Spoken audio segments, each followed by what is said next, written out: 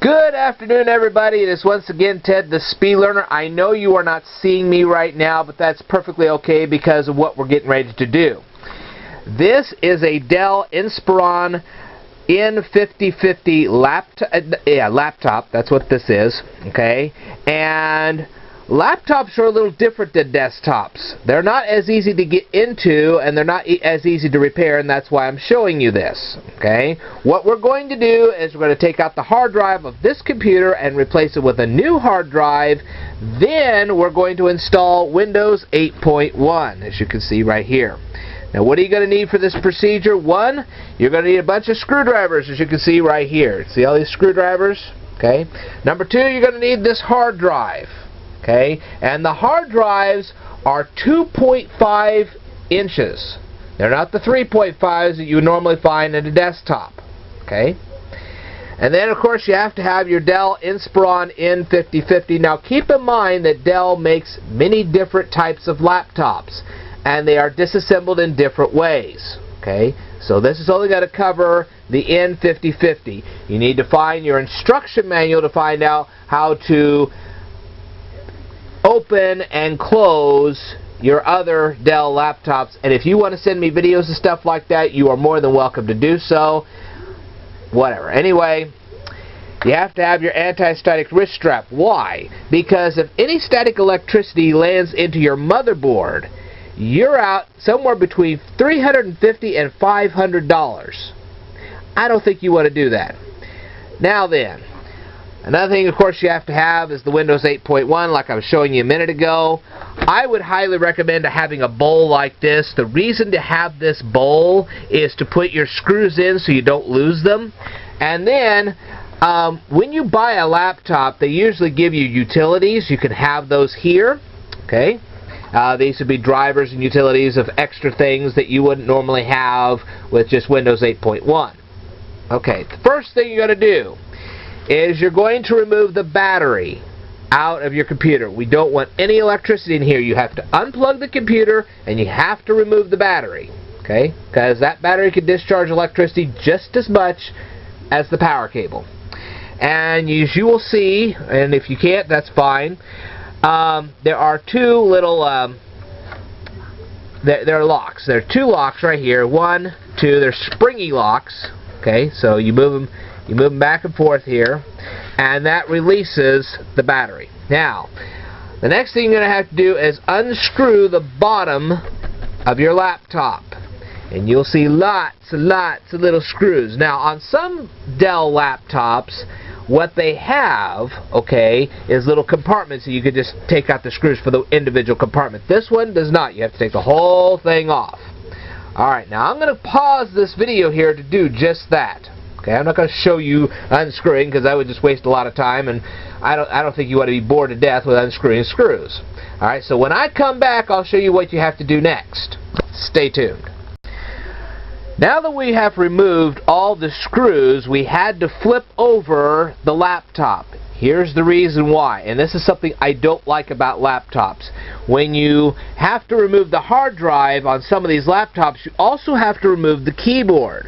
Now you say, what's the bad thing about removing the keyboard? Well, in some cases, when you remove the keyboard, the keys fall off and then you have to put them back in. Now this one, from what I've seen in other videos, the keys are better attached. But in some laptops, they're not very attached at all. When you try to remove that keyboard, keys fly everywhere and then you got a real mess on your hands. That's why I don't like this. But in this particular case, let's see here, that's wrong one. I'm getting a flathead screwdriver, okay? And what we're going to do is there are four little things right here. You see this number one right here, it's right above the escape key. And there's a little tab here between the F5 and the F6. You have a tab here above the F11, and you have a tab here above the delete. And what you're going to do is you're going to press those in, and when you do, this keyboard is supposed to pop out. And we're going to see if that really happens in just a second when I do this. So let's have some fun. I'll tell you more in just a bit, so stay tuned. Oh yes, the keyboard just quickly detaches. Yeah, right. Okay, so once you get the keyboard to finally detach, what you're going to want to do is you're going to want to turn it over like this. And that way you can get into here, because you're going to have to pull this little gray thing over like this. Okay, I'm going to just pull it over just a little bit. Somehow. Oh, we don't want to, got to make sure. Okay. Well, anyway, this is what you're trying to get off, and what you're going to do is you're going to detach this so you can detach this cord, which leads to your keyboard. Okay, and that's what we're going to do next. So, I'll tell you more in just a second, so stay tuned. And now that we have made Mr. Keyboard go bye-bye, okay, this is what is called a palm rest. Okay, now in the old days, and you probably have seen with my previous repairs, we used to have a mouse. Okay, and what you do is just simply detach the mouse cord and the mouse would be gone. This doesn't quite work the same way. This is actually your mouse, okay, and of course it is directly connected to your computer. So what you have to do is you have to disconnect this from the computer. How do you do that? Well, you see right down here, you have to disconnect this. That's where I'm pointing right at it, and you also have to disconnect that. I don't know why they have two different connectors, but they do. We're going to detach them, and then we'll proceed on with the repair from here. I will tell you more in just a second, so stay tuned. Okay, now there are two gray pieces that come off of this thing, and then you take off the two blue ones. Okay, first gray, then blue. And then there are palm rest screws. There's one right here, and then there's one right here, and you detach them. And as soon as you do, then you can take this whole black piece off, and then we can finally get inside the machine. Alright, I will tell you more in just a minute, so stay tuned. Alright, we have successfully done the hard part and actually gotten into this thing. Okay, that was hard. When you're pulling this off, pull it carefully, but also give it some very gentle yanks, because if you don't give it gentle yanks, it will never come off. We found that out. This thing gets sealed on here, and it's terrible. Okay, now once you've gotten into here, you're going to sit there and go, what in the heck is all this? That is the heat sink for your CPU. Okay, and this here is your card reader. This one reads SD cards. I would assume it would also read some other types of cards. I'm not sure. Okay, I'm presuming, and I could be wrong on this, but I'm presuming this is somehow your graphics. This would be your graphics chips and that kind of stuff. Over here is a DVD burner. Now keep in mind with these DVD burners that they are smaller than the DVD burners that you would put in a desktop. Okay. Over here is your random access memory, and I've talked about that many a times. Random access memory for a laptop is obviously going to be smaller than for a desktop. Okay, and this is what we're looking for here. This is the hard drive. Okay, and this just simply slides out to the left, comes right off. Then you put the new hard drive in carefully, and you just make sure it plugs right in. And you just slide it and it plugs right on in. That's easy. You're going to sit there and go, man, all that hard work for that little of a procedure. Yeah. That's why they charge you an arm, leg, hand, and foot to fix these computers. It's not because of this. Oh no, that's easy. It's because of what else they have to do to your computer to get this thing to work. Yeah. Alright. Now all we have to do is reverse everything we've done, and I will show you how to do that in just a minute, so I would like for you to stay tuned. Oh, by the way, this is your Cmos battery. You know how you have your BIOS, your beginning input-output system? That's what controls that. So, and the battery here is a CR2032 in case you were interested. So if you ever decide you want to replace your Cmos battery, you go out, you buy a CR2032, you put it right in there, and you got it. Now keep in mind, some laptops use a CR1215, some use a 2025. This one uses a 2032. Just thought you should know.